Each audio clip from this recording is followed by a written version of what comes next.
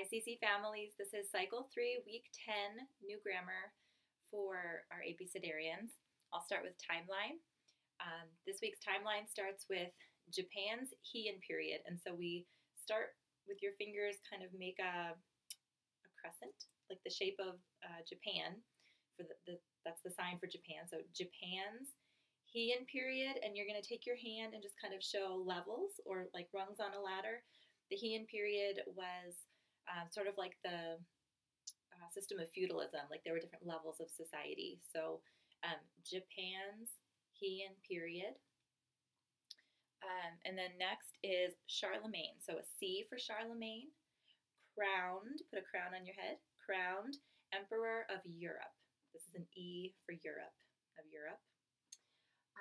Alfred, a sign language A. Alfred the Great of England is a handshake. Eric the Red, we're going to point to our lip because your lips are kind of red. So Eric the Red and Leif Erikson, his son, so we're rocking a baby. Norse explorers, and you're going to look and explore for that sign. Vladimir the First of Kiev is fun to sign, but it's quick. So V for Vladimir the First.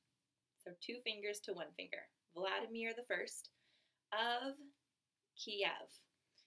So you're going to do those 2 fingers again, but stick your thumb in the middle and kind of point to the side, maybe up just a little bit. So Vladimir the First of Kiev. B for Byzantine Emperor Basil II. Okay, so B for Byzantine, E for Emperor, B for Basil II. And then we have 1000 AD, 1000 AD. And again, that's the M like for millennium, 1,000 years, 1000 AD. East-West schism of the church. And just put a C. Sorry, that's a C on top of your hand for the church. East-West schism of the church. And that is our timeline for this week. So it kind of goes like this. Japan's Heian period. Charlemagne crowned Emperor of Europe. Alfred the Great of England. Eric the Red and Leif Erikson, Norse explorers. Vladimir the First of Kiev. Byzantine Emperor Basil II. 1000 AD, 1000 AD, East-West schism of the church. Okay, that's timeline. Our math, we learned to count the squares, to skip count squares. So I explained a little bit what squares are. You can definitely build on that at home using visuals or drawing, you know, what a square actually looks like. And I have that on some of my cards. So 4 is 2 groups of 2, right? It's a square with 2 blocks across and 2 blocks up. 9 is a square because you can make it with 3 rows of 3, 3 across and 3 up and down. And then 16 is 4 across, 4 up and down. So these numbers that we're learning in this skip counting are all squares of smaller numbers. So anyway, so to count them, we're going to do with the music. I'm going to set down the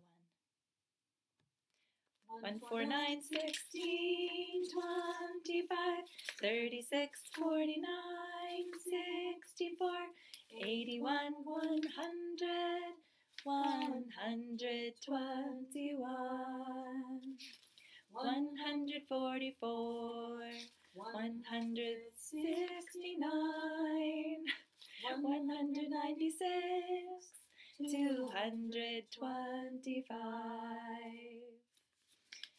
So I will email these out to you if you'd like to print off the squares, or you can make your own. And then we had fun taking numbers away again and counting, singing through the song with numbers missing and see if we could remember them all. History was Tell Me About President Polk, and I had pictures today.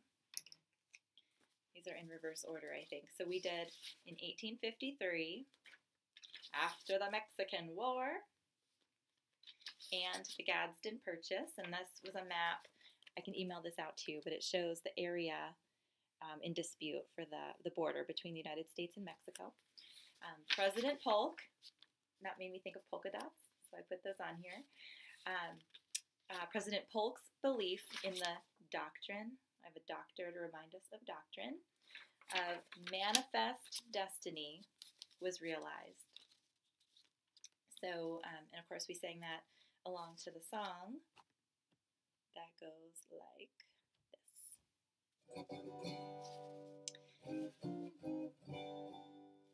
In 1853, after the Mexican War, Gadsden Purchase, President Polk's belief in the doctrine of manifest destiny was realized. Okay, and that was one time through. We had fun holding up our papers for those, the different pictures. For Latin, I used our rule scroll and wrote the articles on there and crossed them out. Our rule this week is Latin has no translation for articles a and the. And there's a part of the rule in parentheses that says these rules are observable in the passage you translated. So you can point out and notice that as we learn our scripture from the Vulgate, from the book of John, we don't say the word. There's no word for the. We just say verbum. In principio erat verbum. In the beginning was word. There's no word for that. So you can point that out, but you don't need to know that parenthetical for memory masters or necessarily to have that memorized according to Beth. She said that's optional. So just know the main rule that Latin has no translation for articles a and the. For science, we did a fun chant that goes like this. What are some parts of the respiratory system? Nose, pharynx, larynx, trachea, and bronchi, bronchioles, alveoli, and the lungs. These are some parts of the respiratory system. We had a good beat going with that one. English, our verb was to lie. This is the verb to lie down, right? This is what you would do when you relax on your bed, to lie. So it would be the infinitive to lie, lie, lies, lay, lying, lain with an N. Okay? So when we sing it to our tune, to lie, lie, lies, lay, lying, lain. Okay? And finally, our geography. Okay. Geography, we learned the last 5 states and capitals. Hooray. We did Helena, Montana, Boise, Idaho, Olympia, Washington, Salem, Oregon, Juneau, Alaska. Why did I put an H there? I don't know why there's an H on that state, but it's Alaska. And here's the song. In Montana, Boise, Idaho, Olympia, Washington, Salem, Oregon, Juneau, Alaska. Okay. So that was our memory work. We did add a few more presidents today as well. We added onto the song, we added, here they are, Garfield,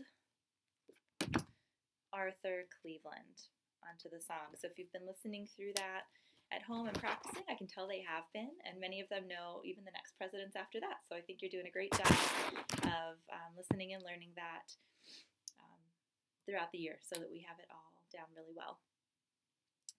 Next week, presentations are going to be the letter K. You can bring something that starts with the letter K to show us for your presentation. And that's it. I'll see you next week.